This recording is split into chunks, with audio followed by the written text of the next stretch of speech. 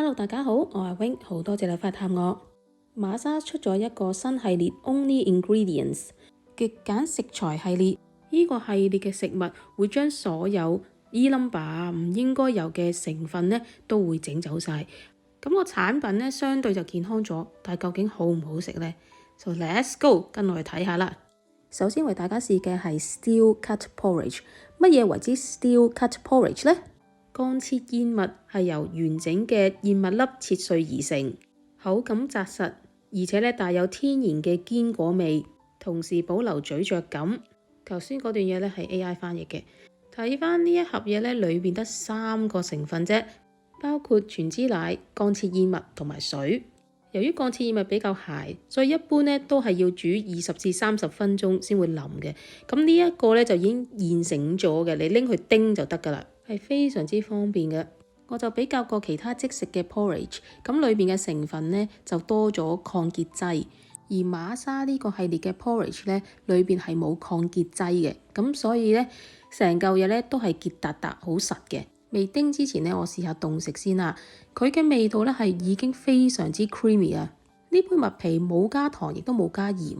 由於用咗大量嘅全脂奶，味道呢係一個好重嘅牛奶味。我以為佢會有啲寡，但又唔係喎。如果乜都唔加呢，食晒我都覺得 OK 㗎。而佢嘅口感呢，有啲似食緊糯米蜜粥嗰啲蜜啊，好煙煙韌韌，有卜卜聲嘅食到。雖然而家個樣呢係結達達，有啲似西米布甸嘅感覺。咁我呢個呢就叮咗2分鐘㗎啦。個質地呢即刻係流質咗嘅，咁個口感呢仍然都係好 creamy， 熱食呢就更加好食，而且每粒麥呢係睇得好清楚，有啲呢仲帶住個殼，而嗰個殼呢係咬得碎嘅，咁我咁耐呢係得1粒係咬唔爛嘅啫。之後亦都加咗糖，咁嚟溝嚟食呢，就覺得係好好食，冬天食覺得好 comforting， 會再買㗎。你會發現呢個系列裏邊或者我呢條片試嘅嘢呢，大多數都好似同早餐有關。其實佢有其他嘢嘅，不過呢，我係因為喺我卡度買啦，咁所以呢就揾唔到其他嘅啫。呢個系列出咗2款嘅粟米片，首先試嘅呢就係真係粟米片啦。咁裏邊呢係得1個 ingredients 喎，就係淨係得粟米啫。比起家樂氏粟米片呢，價錢方面呢，瑪莎呢隻就貴少少啦。而且一般超市嘅粟米片呢，都會加埋一啲維他命嘅，例如維他命 B 啊等等嘅。咁呢一盒呢就冇啦，乜都冇嘅。打開呢係好金黃嘅顏色啊，係好靚嘅。而且每一粒呢都係好整齊嘅圓形。而呢包粟米片嘅厚度呢，比其他粟米片呢係比較硬身同埋厚啊，即係厚切嘅粟米片嚟嘅呢個。所以咬嘅時候呢，咬得耐會有啲攰嘅。佢冇其他粟米片咁脆口，而味道呢就係一啲好隱蔽嘅粟米味啦。咁就似一啲可能係雪藏咗嘅粟米，然後你拎出嚟揼扁佢，然後炸咗佢咁啦。好食嘅，不過始終因為個咬嗰個要咬得耐啲呢，我就覺得有啲攰咯。總之，因為我就咁食啦，咁我冇試過擺埋奶，可能腍咗之後呢會冇咁硬，正常翻。我覺得呢包粟米片呢似食緊零食多過食粟米片咯。之後試埋佢嘅高纖燕麥片，成分都係得3種，包括全麥小麥、大麥麥芽提取物、冇臭麥同埋海鹽。顏色呢就比一般全麥片嘅顏色深啲，我自己覺得係朱古力嘅顏色。呢包一開嘅時候呢，係好大陣嘅香嘅燕麥片味。咁佢嘅質地呢都係偏硬嘅，因為加咗海鹽，味道有啲鹹，可能唔加仲好。個厚度呢就冇之前嗰個粟米片咁厚，係正常翻嘅呢個，亦都呢比粟米片脆。將呢個全麥燕麥片同埋頭先個粟米片一齊對比，可以睇到2種顏色嘅分別。2種都唔係太適合冇牙力人士。2種呢都係零添加嘅味道，係真係好健康嘅。我自己平時食開 Waitrose 呢一隻，雖然唔係全燕麥，咁我貪佢呢有乾嘅士多啤梨同埋車厘子。因為如果淨係買士多啤梨乾呢，喺英國都幾貴，咁所以我覺得呢個呢2磅幾呢係幾抵。我就倒咗少少同大家比較啊。咁右手邊嗰啲呢，就係瑪莎嗰隻零添加啦，左手邊呢，就係頭先 Waitrose 嗰隻士多啤梨乾幾大粒，而 Waitrose 嗰隻嘅顏色呢，係明顯係淺色啲嘅。Waitrose 嗰隻成分另外加咗糖同埋飯，所以相對冇咁健康，不過呢就脆口啲啦。瑪莎嘅 Only Ingredient 系列出咗2隻 yogurt， 分別係 Rhubarb 大黃味同埋 Raspberry 紅莓味。我淨係試咗 Rhubarb 味。乳酪裏邊得5種成分，包括希臘乳酪、水、檸檬汁、蜜糖同埋 Rhubarb。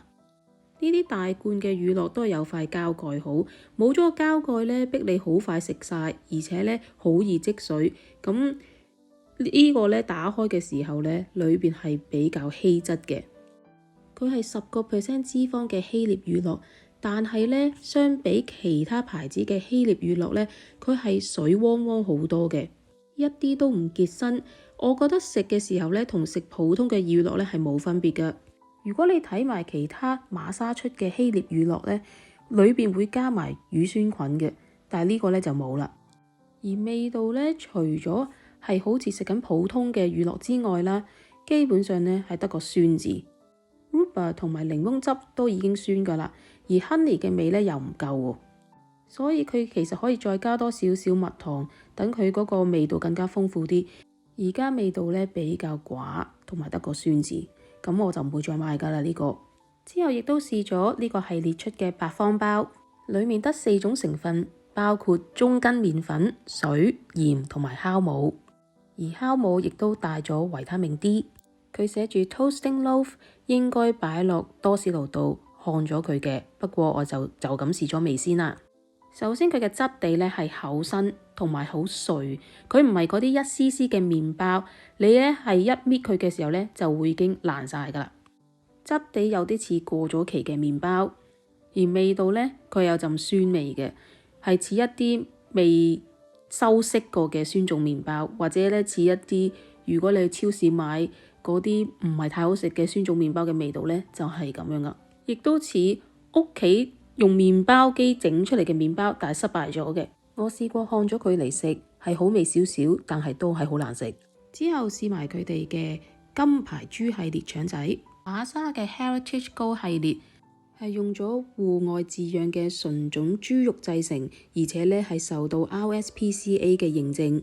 6種成分包括豬肉、水、鼠尾草、黑椒、鹽同埋天然製嘅豬腸衣。一盒有6條，每條呢脹卜卜，同普通嘅腸仔係冇分別嘅。包裝上建議可以煎或者愛嚟擺落焗爐度 grill 都得嘅。我就擺落焗爐焗嘅啫，我冇用 grill 個 function。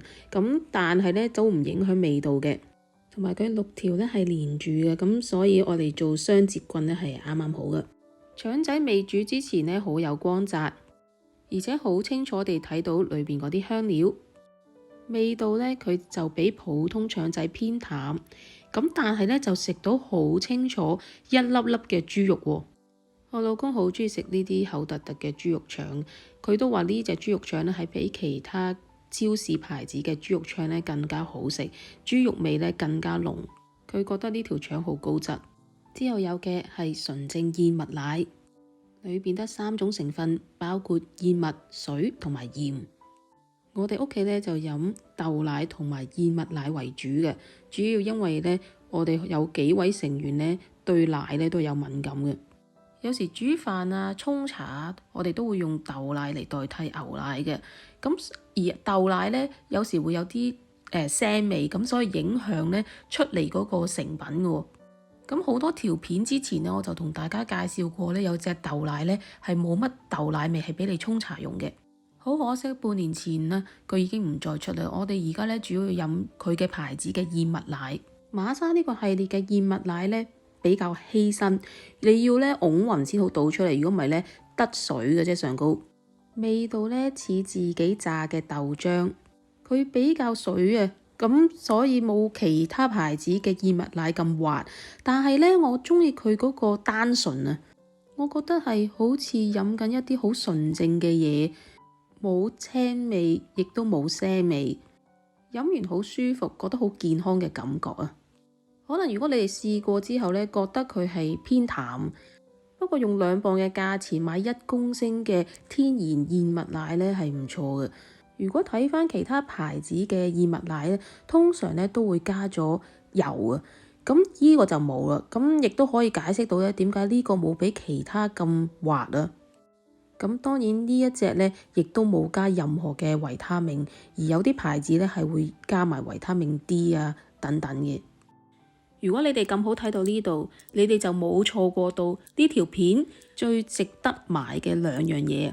網上呢對馬莎出嘅茄汁係有好高嘅評價，而且咧話佢係最好味嘅茄汁。我自己就未試過，但係佢個 Only Ingredients 系列呢，竟然出咗呢一隻得8種成分嘅茄汁喎，咁啊一定要試下啦。8種成分包括有茄膏、龍舌蘭糖漿、水、醋、鹽、紅椒粉、白胡椒同埋丁香。如果佢唔用龍舌蘭糖漿，用其他蜜糖啊、楓葉蜜糖啊或者蔗糖嚟代替呢，可能會更加好。始終龍舌蘭糖漿呢係加工嘢嚟嘅，打開之後呢係倒唔到出嚟㗎，點都倒唔出嚟㗎，係非常又係結達達嘅。我發覺呢個 Only Ingredients 系列呢，好多嘢都係結達達嘅，我諗係冇咗添加劑嘅分別。但係呢個茄汁嘅味道呢係非常之好食，我唔可以講話佢係一支茄汁，因為其實佢真係唔似一支茄汁，佢似墨西哥番茄醬，似 salsa， 好濃郁嘅番茄味再加醋，打開嘅時候呢已經非常之濃郁嘅番茄味。雖然我係好強調佢唔似 Heinz 嗰啲茄汁啊，佢係似 salsa 㗎，所以我而家搞到我呢好想真係走去馬莎買翻一支佢哋嘅茄汁，係咪又係咁樣味啊？我覺得呢個茄汁呢，如果你加burgers 然後麵包即係好似當為一個醬嚟用呢，會更加適合。但係非常之推薦啊！你哋真係要去試下。我為咗清呢啲粟米片呢，最後呢攞咗嚟點呢個茄汁啊，發覺呢係有啲似食緊 Doritos 嘅咯，一啲都冇違和感啊，而且仲幾好食添啊！最後啦，就係呢個牛油果油薯片啊，得3種成分，包括薯仔、牛油果油同埋地中海海鹽。如果鍾意淡茂茂嘅薯片，即係例如我之前介紹過嗰個 Naked 嘅 Crisps 嗰啲啦，呢個真係唔好錯過，佢係好好食啊！雖然3磅幾得125克呢係比較貴嘅，不過呢，佢有啲似西班牙出嗰個 Taurus 嘅喎。好食呢係因為佢真係好濃嘅薯仔味啊，真係似呢，你攞個薯仔然後切到好薄，然後去氣炸咁樣咯。但係佢嘅油分呢亦都幾高啊，77克嘅薯仔呢就有44克嘅牛油果油。佢冇 Taurus 咁有空氣感，亦都冇 Sensations 嗰啲咁嘅厚嘅感覺。佢係薄得嚟有啲硬嘅，其實。如果質地可以再脆口啲咧，會更加好。味道係冇得輸㗎嚇，因為有海鹽啦，所以呢個係一隻鹽味嘅薯片。我自己就好鍾意啦。咁下次呢，如果俾我再見到呢，一定會買多幾包。呢個似我哋細個食薯片嘅味道啊，即刻帶返我嘅童年回憶啊！呢個星期同大家講住咁多先，未訂閱我 channel 嘅朋友，麻煩幫我訂閱一下。多謝收睇，下星期再見，拜拜。